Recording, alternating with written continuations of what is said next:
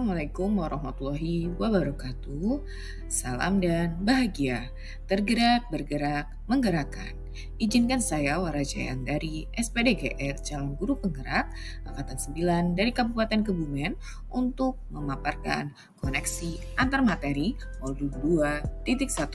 Selamat menyaksikan. Sebelumnya, perkenalkan Ibu Istihara SPD selaku fasilitator kelas B2 dan Ibu Tri Nur Hayati SPD selaku pengajar praktik kelas B2. Arthur Aufderhead mengatakan, semua pengetahuan terhubung ke semua pengetahuan lainnya.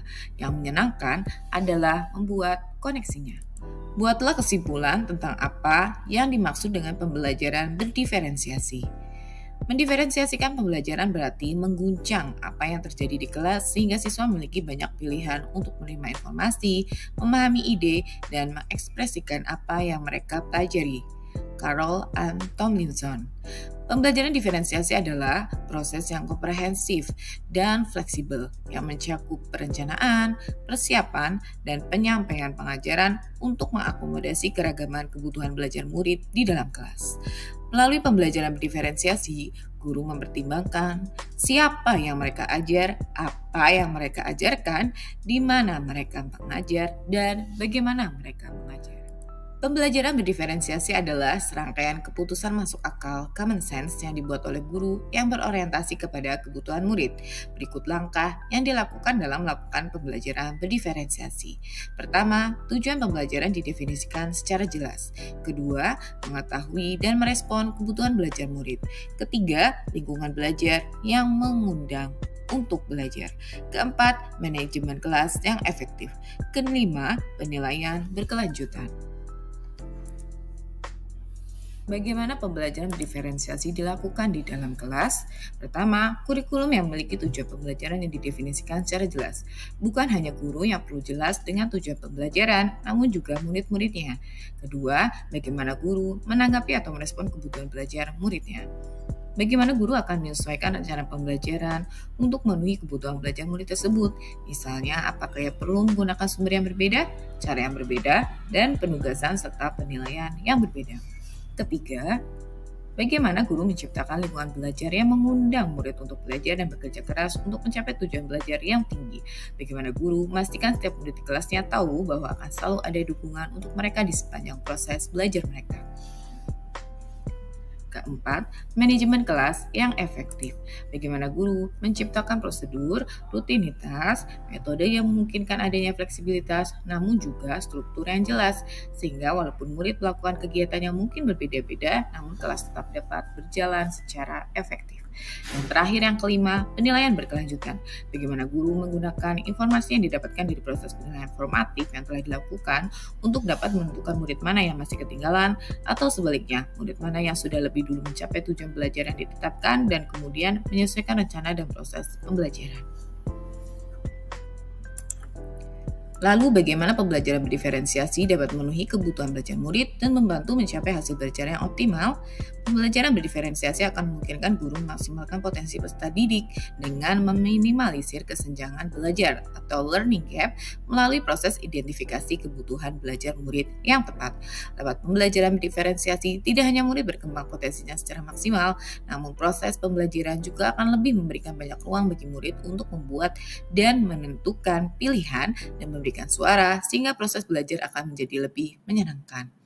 Tomlinson 2001 dalam bukunya yang berjudul How to Differentiate Instruction in Mixed Ability Classroom menyampaikan bahwa kita dapat melihat kebutuhan belajar murid paling tidak berdasarkan 3 aspek, yakni pertama, kesiapan belajar murid atau readiness, kedua, minat murid, ketiga, profil belajar murid.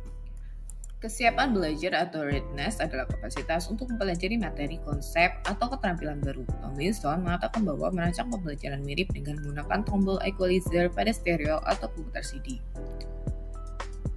Minat sebenarnya dapat kita lihat dalam 2 perspektif. Yang pertama, minat situasional atau minat yang dari luar individu. Sedangkan yang kedua, minat individual atau minat yang didapat dari individu itu sendiri. Kemudian, profil belajar. Profil belajar murid terkait dengan banyak faktor berikut ini. yakni preferensi terhadap lingkungan belajar, pengaruh budaya, preferensi berdasarkan kecerdasan majemuk, dan preferensi gaya belajar. Preferensi gaya belajar dapat dibedakan menjadi 3, yakni visual, auditory, dan juga kinestetik. Berikut cara mengidentifikasi kebutuhan belajar murid. Pertama, mengamati perilaku murid-murid. Kedua, mengidentifikasi pengetahuan awal. Ketiga, mereview dan melakukan refleksi terhadap praktik pengajaran. Keempat, berbicara dengan guru murid. Kelima, membaca rapor murid dari kelas mereka sebelumnya. Dan terakhir, menggunakan berbagai asesmen awal dan asesmen formatif. Selain itu, dapat pula digunakan strategi berdiferensiasi meliputi diferensiasi konten. Konten adalah apa yang guru ajarkan kepada murid. Konten dapat dibedakan sebagai tanggapan terhadap tingkat kesiapan belajar, minat, profil belajar murid yang berbeda, atau juga kombinasi ketiganya. Kedua, diferensiasi proses, yakni bagaimana murid akan memahami atau memaknai informasi atau materi yang dipelajari. Dan yang terakhir, ketiga, diferensiasi produk, yakni tentang tagihan apa yang diharapkan dari murid.